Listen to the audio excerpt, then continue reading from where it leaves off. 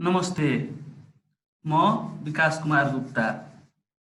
आज तपाईहरुलाई यस भिडियोमा एकदमै इम्पोर्टेन्ट कुरा, जति पनि साथीहरु ल पढ्दै हुनुहुन्छ, 10 क्लास सकेर एसई सकेर 11 मा ल पढ्दै हुनुहुन्छ, उहाँहरुले भोलिको दिनमा ब्याचलरमा ल पढ्नुपर्ने हुन्छ, भोलिको दिनमा B.A.LL.B पढ्नुपर्ने हुन्छ, भोलिको दिनमा BBM LLB पढ्नुपर्ने हुन्छ।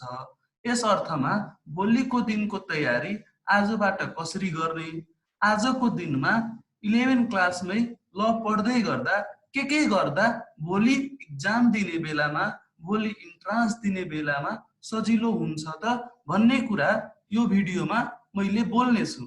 सामान्यतः तपाईहरु 11 क्लासमा ल पढ्दै गर्दा केही सब्जेक्ट्सहरु छन् जुन तपाईलाई करिकुलममा एनईबी ले फिक्स गरिदिएको छ। यस अर्थमा ती सब्जेक्ट बाहेक, त्यो सब्जेक्ट बाहेक तपाईको कस्तो हुन्छ भन्दाखेरि के अरु चाहिँ एक्स्ट्रा के गर्न सकिन्छ जसले भोलिको दिनमा फाइदा पुर्याओस् त। सो ठ्याक्कै मैले त्यो तीनवटा इम्पोर्टेन्ट कुरा 11 ल स्टुडेन्टले गर्नुपर्ने तीनवटा एकदमै महत्त्वपूर्ण कुरा यस भिडियोमा भन्ने छु। त्यो भन्दा बाहेक, त्यो भन्दा पहिले अलिकति इन्ट्रान्सको मोड्युल के रहेको छ त, त्यहाँ इन्ट्रान्समा तपाईको 70% राइटिङ टेस्ट हुन्छ, भनेको सब्जेक्टिभ क्वेशन सोधेको हुन्छ, त्यसको एन्सर लेख्नु पर्ने हुन्छ।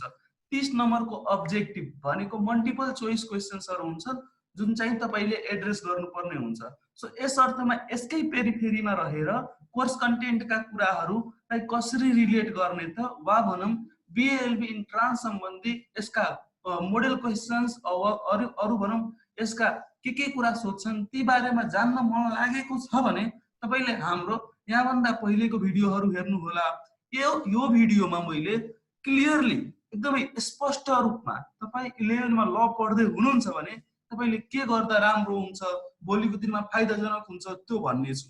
पहिलो पोइन्ट चाहिँ के रहेको छ भन्दा जेनरल ल। जेनरल ल तपाईले 11 मा पढ्नु पर्ने हुन्छ र जेनरल ल को जुन कन्टेन्ट छ, त्यहाँको जुन कोर्स कन्टेन्ट छ जेनरल ल भित्र, त्यो चाहिँ कम्पेयर गर्नुहुन्छ B.A.LL.B को इन्ट्रान्स सँग भने ठ्याक्कै मिल्छ।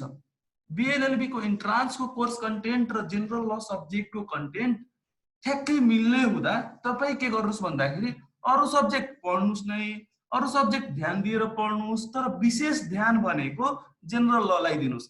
जेनरल ल पढ्ने बेलामा अलि डिटेल्समा पढ्नुस्, जेनरल ल पढ्ने बेलामा अलि बुझेर पढ्नुस् र सक्नुहुन्छ भने एकदमै इम्पोर्टेन्ट कुरा है, सक्नुहुन्छ भने जेनरल ल को नोट तपाई के गर्नुस् त सेपरेट बनाउनुस्, एकदमै फेयर नोट बनाउनुस्। र सबभन्दा इम्पोर्टेन्ट कुरा त जेनरल ल पढ्दै गर्दा तपाईको प्लस 2 मा 11 12 मा ल पढ्दै गर्दा त्यहाँ कि इंग्लिशमा पढाइन्छ कि नेपालीमा पढाइन्छ। भोलिको दिनमा B.A.LL.B इंग्लिशमा पढ्नु पर्छ र इन्ट्रान्समा पनि इंग्लिशमा लेख्नेहरुको नाम धेरै निस्किने हुँदा तपाई अरु सब्जेक्ट जुन भाषामा पनि पढ्नुस्, नेपालीमा पढ्नुस्, इंग्लिशमा पढ्नुस्, फरक पर्दैन। तर जेनरल ल चाहिँ स्पेशली जेनरल ल इंग्लिशमा पढ्नुस् र त्यसको नोट इंग्लिशमै तयारी गर्नुस्। अर्को कुरा इम्प्रुभ योर इंग्लिश। तपाई 11 मा हुनुहुन्छ भने अहिलेबाट नै के गर्नुस् त इंग्लिशमा ध्यान दिनुस्, किनकि तपाईको इंग्लिशको स्ट्यान्डर्डले भोलिको दिनमा तपाईको कति नम्बर आउने हो, तपाईको इंग्लिशको भोक्याब्सले इंग्लिशको त्यो राइटिङ टेस्टमा कति नम्बर आउने हो भन्ने कुरा डिटरमाइन गर्छ। त्यसैगरी इंग्लिशको ओभरअल स्ट्यान्डर्ड चाहिँ इम्प्रुभ गर्नुस्। र अर्को टिप्स रहेको छ फोकस अन ह्यान्ड राइटिङ। हेर्नुस् है, यो ह्यान्ड राइटिङको कुरा गर्दै गर्दा धेरैले भन्नुहुन्छ सानैदेखि अहिलेसम्म त ह्यान्ड राइटिङ इम्प्रुभ हुन सकेन, अब 81 कसरी हुन्छ त। अब तपाईले गर्नुपर्ने नै हुन्छ। B.A.LL.B मा नाम निकाल्न खोज्दै हुनुहुन्छ, B.A.LL.B को इन्ट्रान्स एक्जाम टफ छ, हिजोको दिनमा एक्जाम्सहरु त्यतिका कम्पिटेटिभ थिएनन्, तर आज कम्पिटेटिभ हुँदै गर्दा तपाईले पनि बुझेको कुरा के हो भन्दाखेरि राइटिङ्सले धेरै फरक नपारे पनि 2 नम्बर 4 नम्बरको फरक त पार्छ। तपाई आफै पनि विद्यार्थी भएको नाताले एकछिनलाई टिचर भएर सोच्नुस् त, एउटा राम्रो पेपर जुन चाहिँ जहाँ चाहिँ राम्रो ह्यान्ड राइटिङ लेखिएको छ र अर्को राम्रो कन्टेन्ट छ तर ह्यान्ड राइटिङ राम्रो छैन, अवश्य पनि तपाईको आकर्षण राम्रो ह्यान्ड राइटिङतिर जान्छ र तपाईले राम्रो ह्यान्ड राइटिङ भएकालाई धेरै नम्बर दिनुहुन्छ। ह्यान्ड राइटिङले खासै फरक पार्दैन, तर 1-2 नम्बरको फरक पार्ने हुँदा र B.A.LL.B इन्ट्रान्समा 1-2 नम्बरले गर्दा धेरै तलमाथि हुने हुँदा अहिलेबाट के गर्नुस् भन्दाखेरि ह्यान्ड राइटिङमा ध्यान दिनुस्। ह्यान्ड राइटिङमा ध्यान दिनु भनेको के गर्नुस्, तपाईँकै कोर्सको जुन सब्जेक्टहरू छन् ती सबै सब्जेक्टहरू लेख्नुस्। त्यो गर्दा तपाईँको 11 को कन्टेन्ट पनि प्रिपेयर हुने भयो र भोलिको दिनमा BLLB को लागि ह्यान्ड राइटिङ राम्रो हुने भयो र त्यो ह्यान्ड राइटिङ इम्प्रुभ भयो भने तपाईँको NEB 11 12 मा पनि त राम्रो नम्बर आउँछ। यस अर्थमा ह्यान्ड राइटिङमा अलिकति ध्यान दिनुहोस्। मानौँ तपाईँको ह्यान्ड राइटिङको अहिलेको लेभललाई 5% पनि इन्क्रिज गर्नुहुन्छ भने भोलिको दिनमा त्यसले 1 नम्बर पनि बढाइदियो भने त्यो तपाईँको लागि बोनस हुनेछ। त्यो बोनस नम्बरले पनि तपाईँको नाम निकाल्न चाहिँ सजिलो हुन्छ। त्यसै गरी 11 ल स्टुडेन्ट्सको लागि अर्को एउटा एक्स्ट्रा टिप्स के हुन सक्छ भन्दाखेरि जति पनि करेन्ट अफेयर्सका कुराहरू छन्, जति पनि अहिले हालसालै घटिरहेका घटनाहरू छन्, ती सबै बारेमा मनन गर्नुस्, ती सबै बारेमा अपडेटेड बस्नुस्, ती सबै यीसँग रिलेटेड न्युजहरू पढ्नुस्, न्युज आर्टिकल्स पढ्नुस्।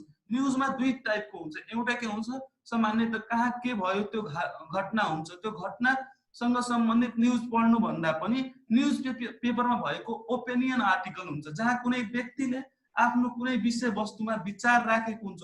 हो त्यस्तो विचार पढ्नुस्, त्यस्तो विचारहरू पढेर आफ्नो विचार बनाउनुस्। हो यसरी गर्नुहुन्छ भने भोलिको दिनमा तपाईहरुको लागि ल इन्ट्रान्स एकदमै सजिलो हुनेछ। सो सरसर्ती कन्क्लुजनमा भन्ने हो भने तीनवटा कुरा गर्नुस्। के गर्नुस् भन्दाखेरि जनरल लको सेपरेट नोट बनाउनुस्, इंग्लिश इम्प्रुभ गर्नुस्, ह्यान्ड राइटिङ इम्प्रुभ गर्नुस् र करेन्ट अफेयर्ससँग अपडेटेड बस्नुस्। आजको भिडियोमा हजुरहरूको लागि यति नै।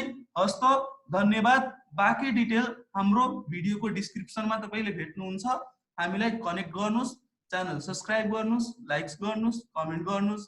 हस्त धन्यवाद।